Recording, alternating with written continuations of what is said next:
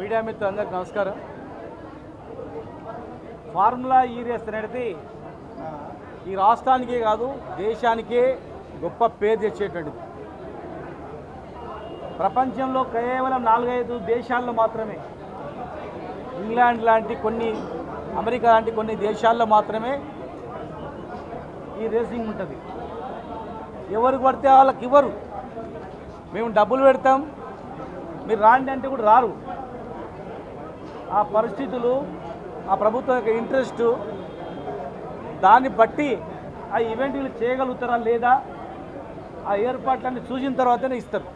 నువ్వు క్రికెట్ కూడా, నేను మహబూబ్నగర్లో క్రికెట్ ఐపీఎల్ రాడేవాడు.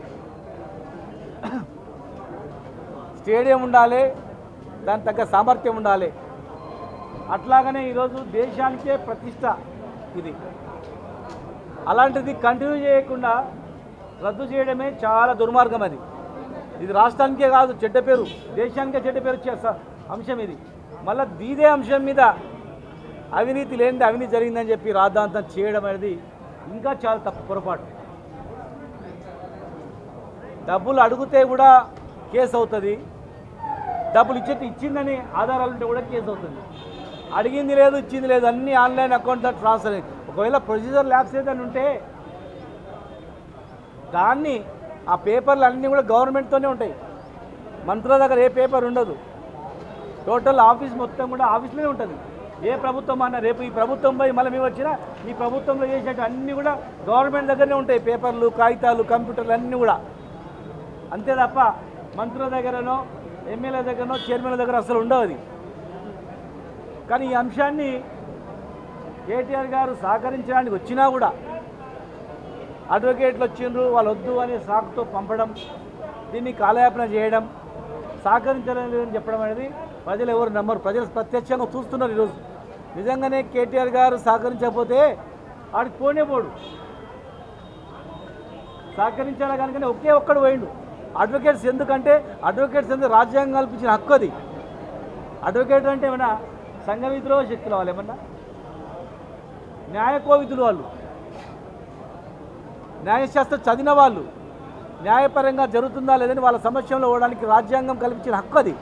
దాని ప్రకారంగా అక్కడ పోయింది తప్ప ఏదో రాజ్యాంగ వ్యతిరేకంగానో రాజ్యాంగేతర శక్తులను తీసుకుపోయింది కాదు కదా. అక్కడ నిజంగానే ప్రభుత్వానికి వారితోనే ఏమైనా కావాలని ఇన్ఫర్మేషన్ ఉంటే పిలుచుకొని అడగొచ్చు, అడ్వకేట్ సమస్యలను అడగొచ్చు.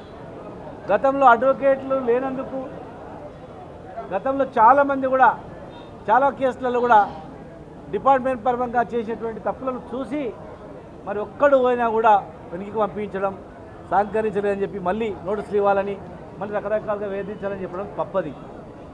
ప్రజలు ఒక మంచి అవకాశాన్ని కాంగ్రెస్ పార్టీకి ఇచ్చిండ్రు. కాంగ్రెస్ పార్టీని ఎందుకు ఇచ్చిండ్రు, ప్రజలు ఎందుకు ఓటేసిండ్రు అనేది విశ్లేషించుకోవాలా. ఇచ్చిన హామీని నెరవేర్చాలా. నిన్ననేమో 12,000 రూపాయలు ఎకరాకి ఇస్తామన్నారు. మొన్న ఎలక్షన్ల కన్నా ముందు 14,000 అన్నారు. మరి 2,000 ఎకరాకి ఎందుకు దాకా ఇచ్చిండ్రు అని చెప్తలేరు. ఎంతమందికి ఇస్తారు అని చెప్తలేరు. ఏ రైతులకు ఇస్తారని చెప్తలేరు. మరి పంటకు అంటున్నారు. మరి జామ తోటలకు ఇస్తారా, మామిడి తోటలకు ఇస్తారా, పత్తి చేనులకు ఇస్తారా చెప్తలేరు. ఒకే పంట అంటున్నారు. మరి 9 నెలల నుండే పంట ఉంటుంది, దాని గురించి చెప్తలేరు. ఒక క్లారిటీ లేకుండా, వ్యవసాయం మీద దృష్టి పెట్టకుండా, మీ పని మీద దృష్టి పెట్టకుండా ఈ పని ముందరేసుకొని కాలయాపన చేయడం అనేది ఎంతవరకు సమంజసం? సమస్యల్లో ప్రజలకు అర్థమైంది. టీఆర్ఎస్ పార్టీ ఏం చేసింది, ప్రభుత్వం ఏం చేసిందనేది, మీరు ఏం చేసిననేది. మరి మీరు చేయాల్సిన పనులని ఎన్కేసి కేసుల ముందర కేసులు పెట్టి రోజుకో అంశాన్ని తెర మీద తీసుకొచ్చి ప్రజలను తప్పుదో పట్టేయడం అనేది సమంజసం కాదు. ప్రజలకు కూడా అర్థమైంది. కేటీఆర్ గారు ఏ విచారణకైనా సిద్ధమే. మా నాయకుడు కేసీఆర్ గారు కూడా చెప్పిండు, ఎవరు ఆందోళన పడొద్దు, గుంపులు పోవద్దు, అవసరం లేదు. న్యాయం పైన, చట్టం పైన గౌరవం ఉంది మనకు. వారి చెప్పిన విచారణకు హాజరు కాండి, ఇవ్వండి, వివరణ ఇవ్వండి అని చెప్పిండు. దాని ప్రకారమే శాంతియుతంగా ఎక్కడ చిన్న గొడవలు కానీ వేరేటువంటి లేవు. ఏ పిలుపు లేదు. పిలుపు ఉందంటే ప్రజల మీద హామీల పైన పిలుపు తప్ప మరి దీని మీద లేదు.